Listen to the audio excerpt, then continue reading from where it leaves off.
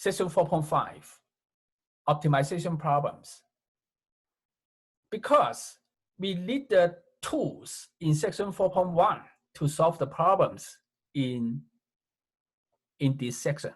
So let's take a review about section 4.1 first. Section 4.1 is about maximum and minimum function values of a function over some interval. Review number 1. Whether or not a function has an absolute extreme value depends on the interval of interest. Here we have two figures about the same function f. The figure on the right, the figure on the left, I consider the portion of the graph of function f over this closed interval. Because the interval is closed, it contains the two endpoints. So at the two endpoints, I add solid point here. That means that I consider these 2 points as part of the portion that I am considering. Now this portion has a highest point, this point. So this point is the maximum function value of this function f over this closed interval. And also this portion has a lowest point here. So this point is the minimum function value over this interval AB. Now the figure on the right, I consider the portion of the graph of the function f, now this time, over an open interval. Open interval doesn't contain the two endpoints. So I place open dot here. That means that I don't consider these 2 points as part of the portion that I am considering. Now, this portion of the graph has low highest point because this open dot is not part of the portion that I am considering. So this portion has low maximum value. But this portion has a lowest point, still has a lowest point here. So the function has a minimum value here over this open interval, but it doesn't have a maximum value over this open interval. So that's why I say that whether or not a function has an extreme value, maximum or minimum, depends on the interval of interest. Review number 2, extreme value theorem. This theorem says that under some conditions, it is guaranteed a function has a maximum value and a minimum value over an interval. Yeah. Extreme value theorem says that a continuous function, first, the graph of the function should be continuous. On a closed interval, the interval should be a closed interval, not an open interval. Then the function must have an absolute maximum value and an absolute minimum value on that interval. Yeah, exactly this case. The graph is continuous and the interval is a closed interval. Then guarantee that the function has a maximum and a minimum over this interval. Extreme value theorem only says that we guarantee the function has a maximum and a minimum, but this theorem doesn't tell us where the maximum and the minimum are. So to locate the maximum and minimum, the location of the maximum and minimum is based on this observation. This observation says that a function is continuous on a closed interval. So by extreme value theorem, the function has a maximum and a minimum.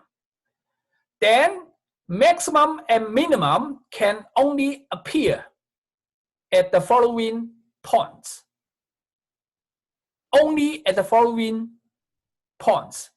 Maximum and minimum cannot appear at other points. Maximum and minimum can appear at n points. This is one example. And they can appear at interior critical points. What is a critical point? Take a review. A critical point is a point in the domain of the function f of x. I miss f here. Where at the point C, derivative is 0 or doesn't exist. Derivative is 0, tangent line is horizontal. Derivative doesn't exist, the graph has a corner there. So a critical point is a point in the domain where tangent line is horizontal or the graph has a corner. Maximum and minimum can appear at an interior critical point. Interior means inside the interval AB. Okay, now based on this observation, we in section 4.1 develop 3 steps to locate maximum and minimum function values. These 3 steps, the book calls them the closed interval method. You can find this method on this page. To find the maximum and minimum values, here maximum and minimum means absolute maximum, absolute minimum. To find the maximum and minimum values of a continuous function on a closed interval, step 1, find all the critical points inside the interval between A and B. Because maximum and minimum can appear at critical points, so we find all the critical points. Step 2, compute function values at the critical points and also at the 2 endpoints. Maximum and minimum can also appear at endpoints. So we also compute function values at the 2 endpoints. Now, step 3, make conclusion. The largest function value in step 2 is the maximum function value on this interval AB. And the minimum and the smallest function value in step 2 is the minimum function value on this interval AB. This is the closed interval method. Continuous function over a closed interval.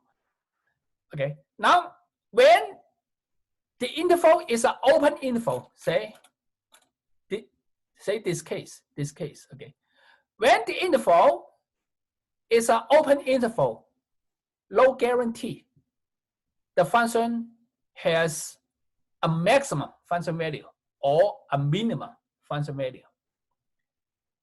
Then how to locate a curve over an open interval, open interval. Here is the open interval method.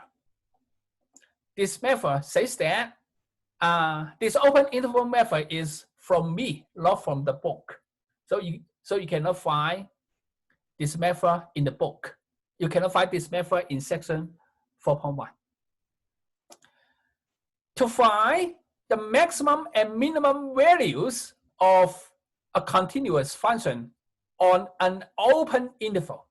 Now this time, no guarantee, the function has a maximum or a minimum. Also 3 steps, find all the critical points inside the interval, because if the function has a maximum or a minimum, then the maximum and minimum can only appear at a critical point. So step 1, find all the critical points between A and B. Step 2, now this time, is different from the step 2 of the closed interval method. Step 2, I suggest roughly sketch the graph of the function f. Roughly. Here, we just need increasing, decreasing. We don't need concave up, concave down. Roughly sketch. Now, based on the sketch, make conclusion. Okay, now in the following, I will show you examples about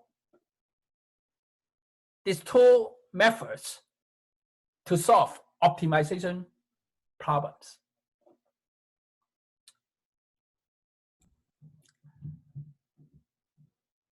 I suggest the following steps to solve the problems in section 4.5.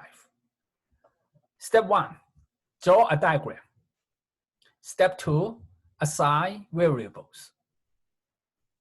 Step 3, determine what are given to us and what we need to find. Step 4, apply either the closed interval method or the open interval method to solve the problem. Okay, now example 1. A farmer has 2,400 feet of fencing, and he wants to fence off a rectangular field that borders a straight river. Yeah, this is a diagram. He leads low fence along the river, okay? Along the river, low fence. Now the question is, what are the dimensions? How to choose the width, how to choose the length of the field so that the field has the largest area. Step 1, I am done. Draw a diagram. Now step 2, assign variables. I let x denote the width of the field, y be the length, and a be the area of the field. Please note that this section 4.5 is different from section 3.11. 3.11 is about related rates. In 3.11, we also need to assign variables. The variables there all depend on the time t. They are functions of the time t. But here, in this section, the variables, they don't depend on the time t. They are not functions of the time t. Step number 3, determine what are given to us and what we need to find. The fencing material is 2,400 feet. This is given to us. Mathematically, it is x, the width, plus y, the length, plus x is 2,500. Yeah, we are given this equation. Now we need to maximize the area. Rectangular field area is equal to x times y. So the question is how to determine x and y so that A is the largest. From the given, I solve this equation for y, then I get this. Now I plug in this equation in the area equation, then I get area is equal to this. So area only depends on x. The range for x is between 0 and 1200. X cannot be negative because x is the width of the field. The width cannot be a negative number. X cannot be greater than 1200. When x is greater than 1200, to satisfy this equation, y must be negative. But y is the length of the field. Length cannot be negative. So x is between 0 and 1200. Now the question is, here, the question.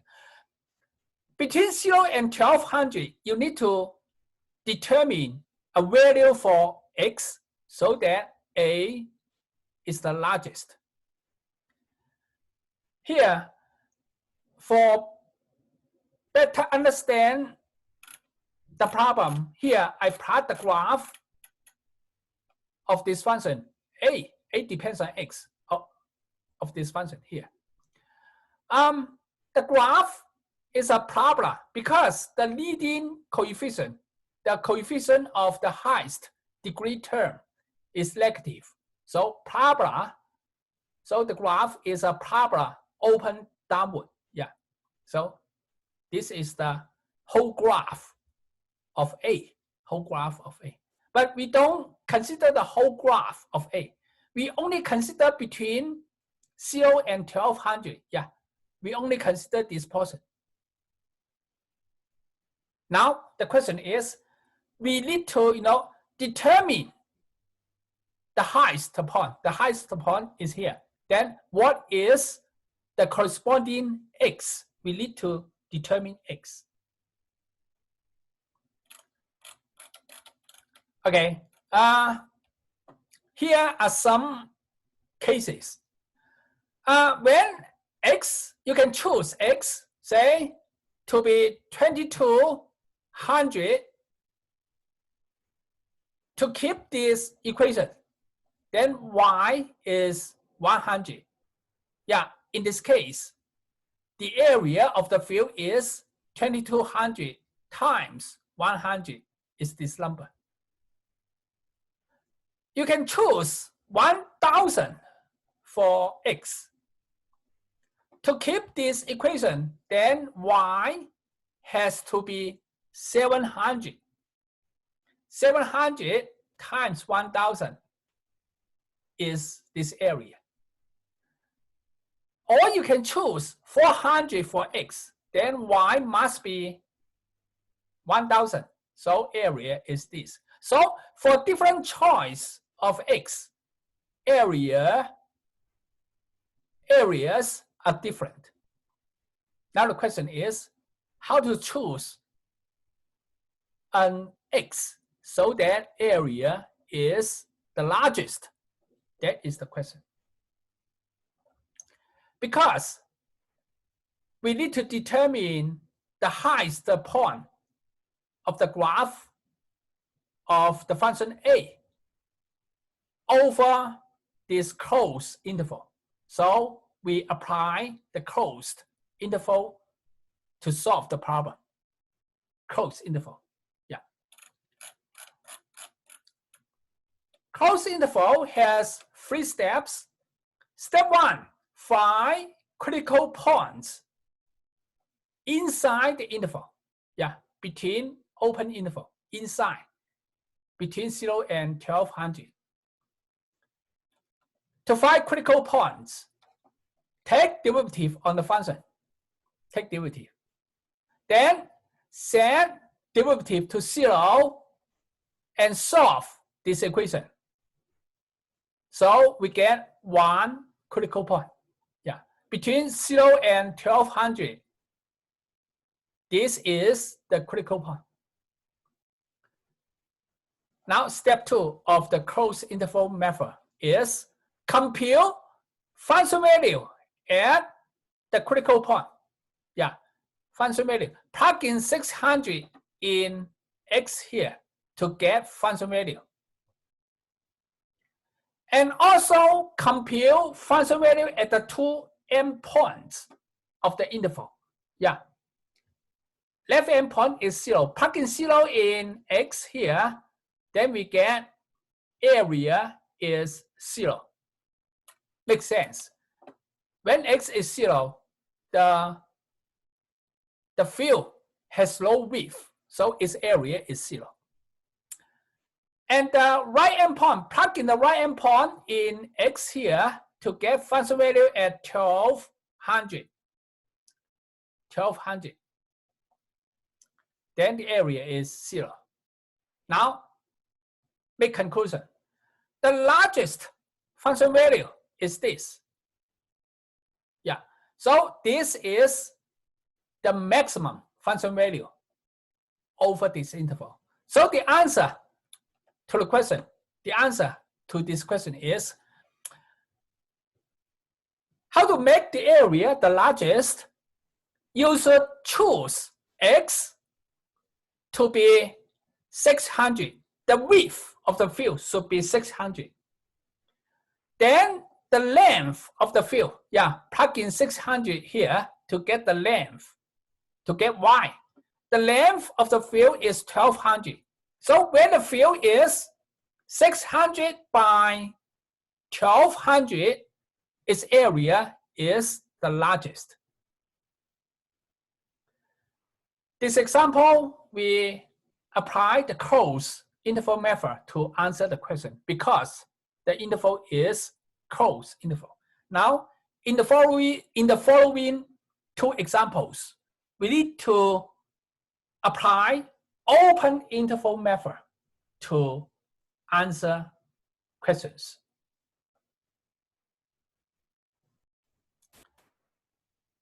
The second example. Of all rectangles of area 100, which one has the minimum perimeter? Here I draw the rectangle. I let x be the width of the rectangle and y be the length of the rectangle. The area of the rectangle is 100. It is a constant. By the area formula of a rectangle, then we have this equation. X times y is equal to 100. Then what we need to find is we need to determine x and y so that the perimeter is minimized. From the given, we have y is equal to 100 over x. I plug in this equation in the perimeter equation to eliminate y. Then I get p depends on only x. P is a function of x. X can be any number between 0 and infinity. This is the range that x can change. For example, x can be a very small number, say 0.1. To keep area 100, y has to be 1000. For this case, for this rectangle, the perimeter is this number. X can be 1. 1 is not small, not large. To keep the area 100, y has to be 100. For this rectangle, its perimeter is 202.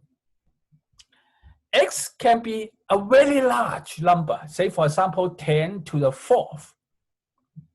To keep area 100, Y has to be 10 to -2. And the corresponding perimeter is this number. So X can be any number, any positive number. Now the question is, between 0 and infinity, which number, which value for X, P is the smallest? Because the interval is an open interval. Then we apply the open interval method to answer the question. Open interval method has 3 steps. Step 1, find critical points inside the interval. Compute derivative on P with respect to X. Then we get the result here. Derivative on 200 over X, you can use quotient formula to compute its derivative. Okay, this I obtained this by quotient formula. Okay, derivative doesn't exist when X is 0. When X is 0, derivative doesn't exist. But 0 is outside the interval of interest. So we ignore 0.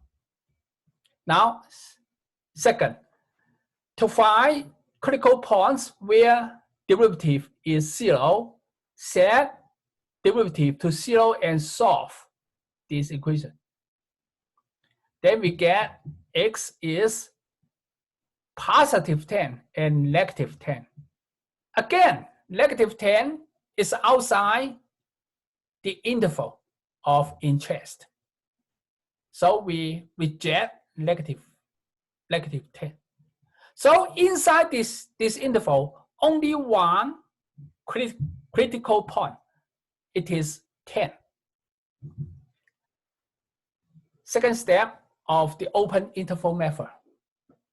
Roughly sketch the graph of the function.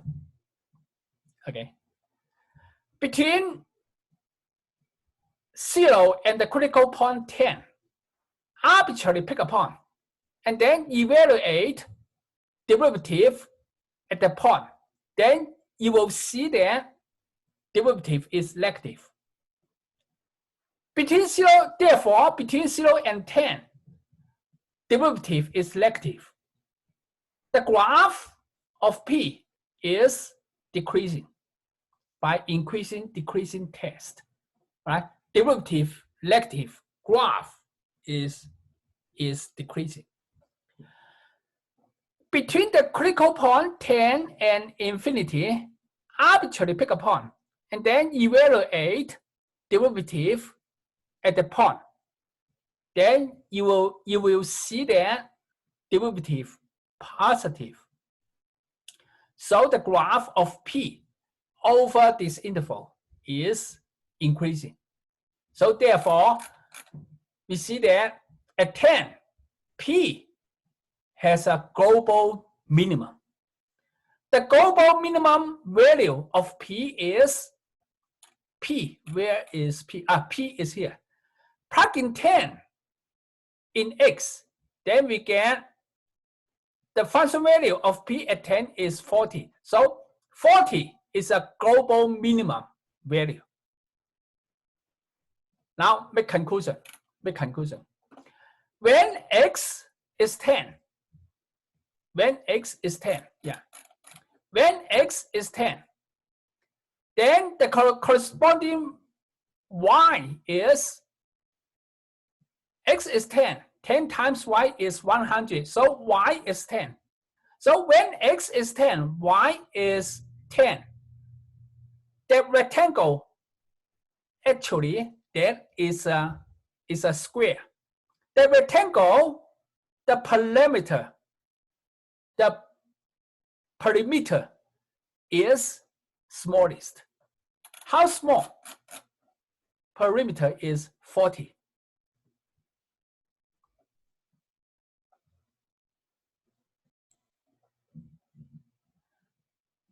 Example 3. A cylindrical can is to be made to hold 1,000 cubic cm of oil. Find the dimensions that will minimize the cost of the metal to manufacture the can. In order to minimize the cost of the metal, we minimize the total surface area of the cylinder. The question is essentially, it is find the dimensions that will minimize the total surface area of the can. Here I draw a diagram about the can. I let arrow below the base radius. The base is a circle. Its radius is arrow. And h, the height of the can. The volume of the can is a constant, 1,000. About the can, the volume is base area times height. So volume V is base area. Base is a circle. Its area is pi r square. Pi r square times height. It is 1,000. The can, the volume is kept 1,000.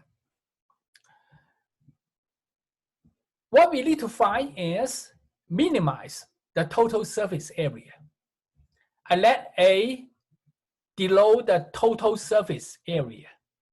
It is base area times top area plus side area. Base area, base is a circle.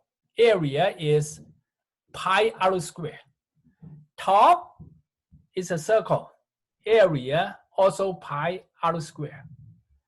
The side area, how to get the side area? Imagine that we use a scissor to cut the side and stretch out the side. Then we will see a rectangle. Area of a rectangle is base times height. The base of the rectangle is the circumference of the base circle. It is a 2 pi r circumference of the circle times height. So this is a side area. Simplify this expression by combining the first two terms, then we get the result. This is the total surface area of this can. Total surface area depends on R and H, but we can use the given to eliminate one variable. Say, for example, from the given, I can solve for H to get this equation. Plugging this in H, then H is gone. So total area is this. Then eliminate H, then we get this. Then cancel pi, cancel 1 r, then we get this. The radius r can be any number between 0 and infinity. For example, you can set r to be 1. To keep the volume 1,000, then H has to be this number. And the total surface area of this can is this number. You can set R to be a large number, say 100. The corresponding edge is this number, very small, 10 to negative 2 here. Then corresponding A is this number. You can set arrow very small, say 0.1, very, very small. And the corresponding edge is very large. So this can is a tall and narrow can.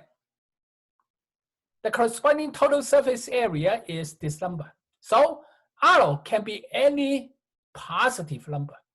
Now the question is how to choose arrow so that A is as small as possible. Because the interval is an open interval, so we apply the open interval method to answer the question. Step 1 of the open interval method, find critical points in the interval. Compute derivative on A with respect to arrow. Then we get this. Derivative of 2000 over arrow, you can use quotient rule to compute its derivative. From the derivative, we can see that derivative doesn't exist when arrow is 0. So 0 is a critical point. But this critical point is outside this interval. We are only interested in this interval. So 0 is outside this interval. We ignore the critical point. To find critical points where derivative is 0, we set derivative to 0 and solve for arrow. Then we get this critical point. This is a step 1. Now step 2. Roughly sketch the graph of the function A. Just roughly. We just need decreasing, increasing. We don't need concave up, concave down. Between 0 and the critical point, 5.42 critical point. Arbitrarily pick a point. Evaluate derivative at the point. We see that derivative less than 0. So the graph of A is decreasing on this interval. Between the critical point and infinity, arbitrarily pick a point, evaluate derivative at the point. We see that derivative greater than 0. So the graph of F is increasing on this interval. So therefore, see, at the critical point, A has a global minimum value. Now, step 3, conclusion. When arrow is 5.42, the corresponding H is 10.84. This can, its total surface area is the smallest. And the total surface area of the can is this number.